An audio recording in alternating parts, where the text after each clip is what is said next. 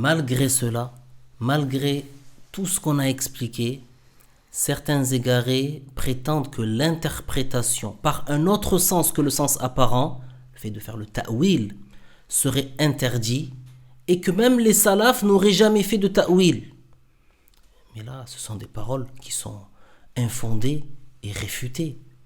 Ils osent dire cela alors qu'il est parvenu, avec une forte chaîne de transmission, au sujet du maître des gens, sallallahu alayhi wa sallam, que Ibn Abbas, que Dieu l'agrée lui et son père, avait amené de l'eau pour son wudu, pour que le prophète fasse le wudu, alayhi salatu wassalam. Et le prophète sallallahu alayhi wa sallam avait dit ce qui signifie: qui a fait cela? Ibn Abbas avait répondu: moi, ô messager de Allah. Alors le messager sallallahu alayhi wa sallam a fait une invocation en sa faveur en disant: Allahumma faqihhu fi din wa allimhu ta'wil. Ce qui signifie: oh Allah, accorde-lui la science de la religion et fait qu'il apprenne l'interprétation. Donc si le ta'wil avait été interdit, cette invocation de la part du prophète alayhi salatu wassalam aurait été une invocation contre Ibn Abbas et non pas en sa faveur. Donc là, ça prouve bien que interpréter des versets non explicites, ce n'est pas interdit.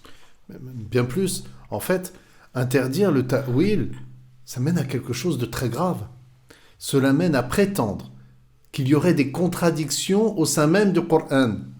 Pourquoi? Parce que si quelqu'un retient le sens apparent du verset wa huwa ma'akum aynama kuntum et croit donc que Allah est avec tout un chacun par son être, ou qu'il prend place dans tous les endroits.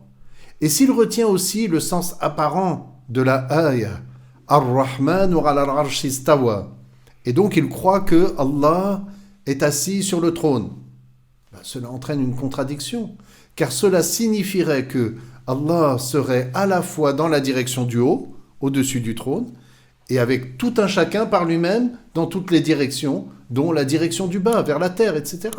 Donc, cette façon erronée d'expliquer les versets entraîne donc qu'il y aurait des contradictions dans le Coran. Or ça, ce n'est pas possible. Il n'est pas possible qu'il y ait des contradictions dans le Coran.